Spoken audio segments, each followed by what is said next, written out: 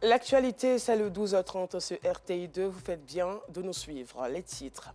Dans presque toutes les communes du district d'Abidjan, des espaces sont aménagés pour des temps de fitness. Dans ce journal, nous irons dans les communes de Yopougon et de Cocody à la rencontre de ces personnes qui s'adonnent à ces activités pour s'occuper. Et puis aux États-Unis, plusieurs victimes dans une nouvelle fusillade dans la ville de Californie. Bienvenue si vous nous rejoignez. Si vous êtes à la recherche d'un endroit particulier à découvrir pour du tourisme, ajoutez à votre liste cet espace oasif aéré de la ferme pédagogique Toukeiba. Ce lieu écologique où les visiteurs peuvent se recréer et apprendre sur certaines espèces animales. Situé à Bakékro, à 5 km d'Agboville, dans la région de l'Anibitiassa, on y retrouve des espèces d'oiseaux, dont les oies et les autriches, mais aussi bien d'autres animaux. On y retrouve également des espaces aménagés avec une végétation diversifiée pour plonger le visiteur dans une atmosphère villageoise loin des conforts urbains. Nos Sangaré et Kadai Bachil y ont fait un tour. Le reportage commenté par Pagasoro Kone de Madongi. C'est un village situé à 5 km d'Agboville dans la région de l'Andibi-Tiassa. Bakékro dispose d'une ferme pédagogique et touristique, Toukeiba. Une ferme où l'on vient enrichir ses connaissances et se recréer.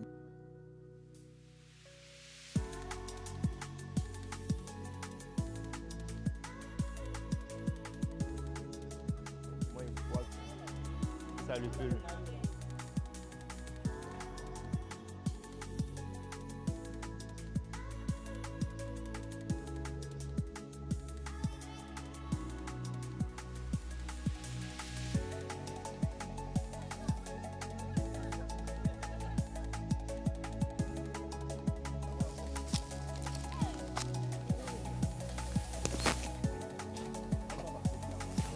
Il y a un gros à côté de toi, Jules. Il y a un gros à côté de ton pied.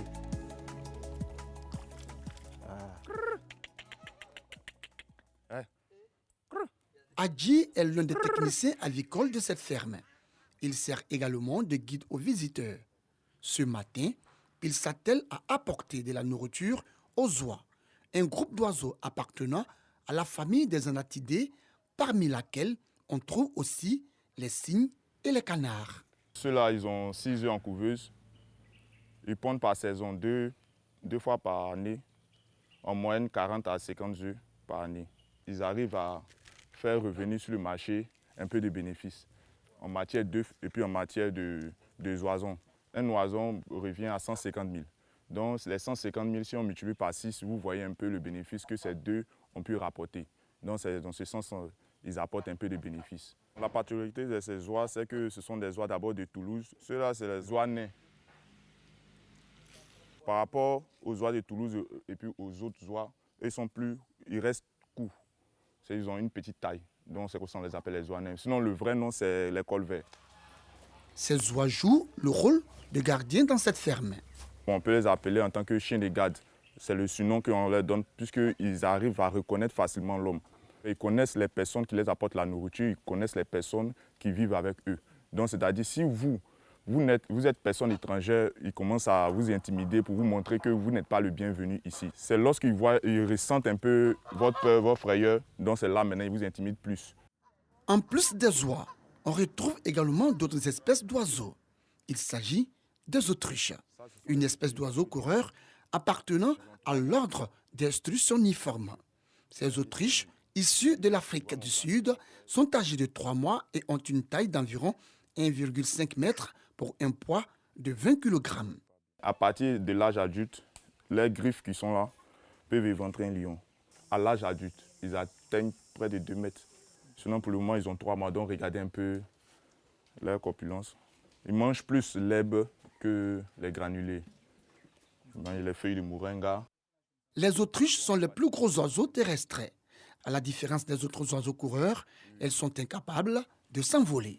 Ici, c'est un enclos provisoire. Sinon, en général, on les laisse à l'air libre. Seulement qu'on clôture, puisqu'ils n'arrivent pas à sauter assez haut. Donc, ça fait qu'à 1 mètre de hauteur, on met des filets et puis le reste, bon, on les laisse à l'air libre comme ça. Et puis, à un grand espace. On les laisse à un grand espace pour qu'ils puissent se divertir, puissent courir facilement. Outre les oiseaux, D'autres espèces animales sont élevées dans cette ferme. Il s'agit des escargots. Ces mollusques invertébrés à corps mou et couverts de coquilles sont appelés acatina. Il en existe 3 types. Nous sommes dans la section Acatina culture de la ferme pédagogique Toukeiba. Et là, nous sommes en présence de 2 espèces d'escargots ou acatina. Là, nous avons l'Acatina marginata que nous croisons sur le marché, que nous appelons l'escargot noir. Elle est comestible, elle est vendue sur le marché local. Et là, nous avons l'Acatina acatina ou escargot rouge, qui est une espèce aussi comestible, beaucoup demandée par la population locale. Et les Acatina fulica, qui sont les escargots sauvages que nous croisons un peu partout. Les Acatina se nourrissent de n'importe quel type de feuilles. Seulement, il faut éviter de leur donner des feuilles amères, telles que les feuilles de papayer, les feuilles de Nîmes, sinon la viande devient amère. À cela aussi, nous ajoutons aussi des compléments alimentaires qui sont faits à base de son de maïs, de son de blé et de mélange de coquilles écrasées pour l'apport en calcium. Donc fruits. Des fruits aussi, des fruits verts, des herbes, mais pas amers et pas trop acides. Les acatina falca ou escargots sauvages sont beaucoup utilisés dans le cosmétique. L'espèce d'acatina utilisée dans les instituts de beauté sont les Acatina fulica, à cause de leur faculté à produire assez de bave. Vu que les industries cosmétiques utilisent la bave pour produire du savon, de la pommade à la collagène et autres.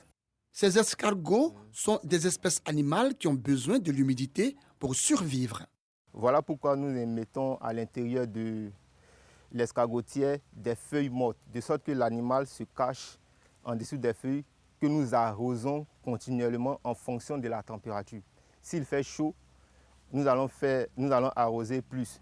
S'il fait moins chaud, nous allons arroser moins. Et s'il pleut, bon, là, nous n'aurons pas besoin d'arroser vu que la pluie va se charger de faire elle-même. La ferme Toukeiba, c'est aussi des espaces aménagés avec une végétation diversifiée pour plonger le visiteur dans une atmosphère villageoise loin des conforts urbains.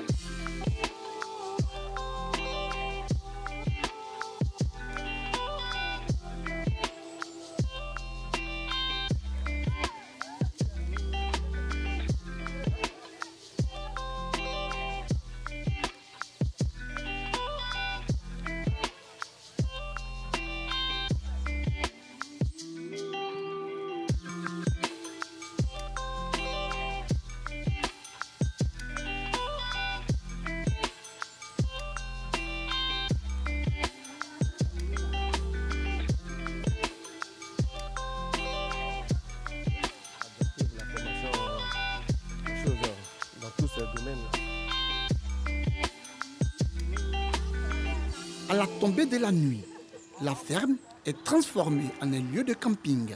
C'est le cas ce soir où ces visiteurs s'activent pour un feu de camp. Le choix a été porté sur la ferme pédagogique Toukeiba parce que c'est un site qui est à la fois touristique et éducatif.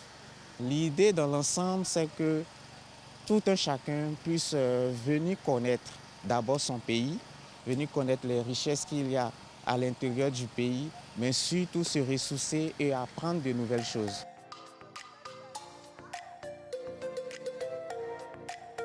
Espace oisif et aéré, la ferme pédagogique et touristique Toukeiba du village de Batlekro, département d'Agboville, est le lieu indiqué où les visiteurs peuvent se recréer, mais également apprendre sur les espèces animales, les oies, les autruches, les escargots, entre autres.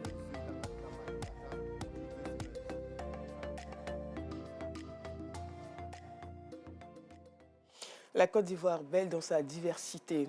Je l'annonçais à l'instant dans les titres, dans les communes d'Abidjan, les week-ends sont faits pour le sport. De plus en plus de personnes s'adonnent à des activités pour s'occuper. À Yopougon, les jeux et loisirs sont le quotidien des populations, tandis que dans la commune de Cocody, d'autres préfèrent passer ce temps en famille.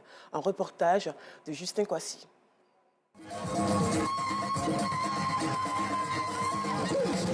Yopougon, Figayo, samedi 6h du matin.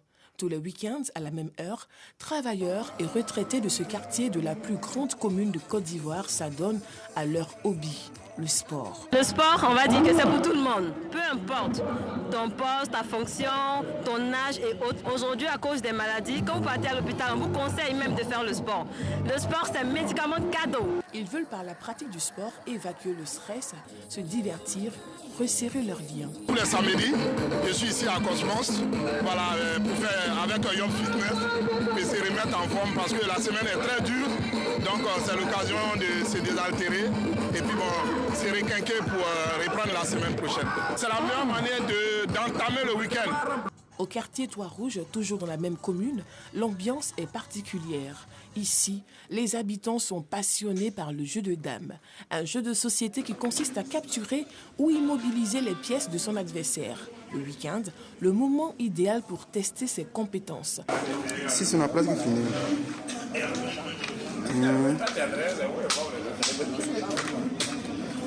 Beaucoup plus le week-end. Nous recevons beaucoup de personnes qui viennent se distraire. Jeu de dames réunit les personnes appartenant à toutes les couches socio-professionnelles. C'est un très bon moyen de se distraire. Ça amuse d'abord, pendant que ça développe, mais surtout le plaisir est intense. C'est ce que nous partageons tous les week-ends, voilà, avec les populations qui nous visitent. Bon, c'est un plaisir, c'est un jeu qu'on a aimé. Donc le week-end, très souvent, on se retrouve ici pour jouer. Le jeu de dames, ça me permet de développer un peu mon esprit parce qu'on doit calculer pour jouer. Comment faire pour battre l'adversaire. Donc c'est ça, c'est surtout ça qui m'a plu au jeu de dames. Dans la commune de Cocody, Nazer Kofi consacre son week-end à sa famille. Pour ce fonctionnaire, le week-end est un moment de repos. Pour quelqu'un qui travaille le lundi, du lundi au vendredi, on est fatigué. C'est vrai qu'il y a les divertissements, on peut rendre visite à nos frères, à nos sœurs, à Port-Boué, à Yopougon, pour se divertir un peu, mais on a choisi de rester à la maison pour se reposer. Ça me fait du bien que le week-end, je sois à la maison. Ça me permet aussi de voir les enfants, de m'occuper des tâches, des bricolages dans la maison aussi. Après une semaine chargée, les travailleurs s'offrent des moments de détente bien mérités. Le week-end est le moment privilégié de prendre soin de sa santé, de sa famille ou de passer du temps entre amis à chercher à remporter une victoire autour d'un jeu de société. Rendons-nous du côté nord du district d'Abidjan. Un gros trou trouble la quiétude des riverains du sous-quartier Olympe dans la commune d'Abobo. C'est dans ce trou que se retrouvent toutes les eaux usées, ordures et sels de tous les riverains. Les détails avec Amine Koulibaly. C'est dans ce trou que les riverains du quartier Olympe dans la commune d'Abobo déversent ordures et eaux usées. Toutes les toilettes des ménages sont directement reliées à ce trou. Conséquence, odeur nauséabonde, mouches et moustiques se répandent dans l'air et pullulent ici. Ça, c'est l'une des voies principales même du quartier. Tu vois, bon, les constructions sont un peu anarchiques et puis il y a de l'eau de ruissellement un peu partout. Les odeurs, les mauvaises odeurs et puis ça envoie les moustiques et partout ça.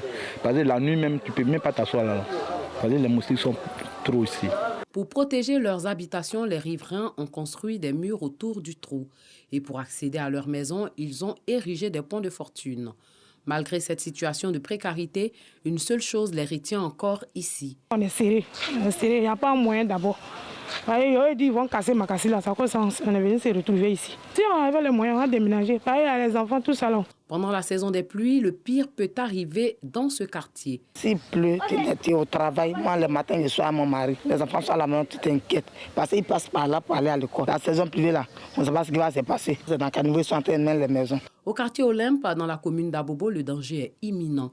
Les propriétaires terriens, eux, pratiquent la politique de l'Autriche et poursuivent les constructions de maisons. Au quartier, on n'a pas de difficultés, tout va bien. C'est pas un trou, c'est un caniveau. Ne confondez pas les choses. Mais le caniveau, si on construit une maison sur caniveau? Non, est-ce que c'est sur un caniveau? En outre, le quartier ne dispose d'aucune canalisation.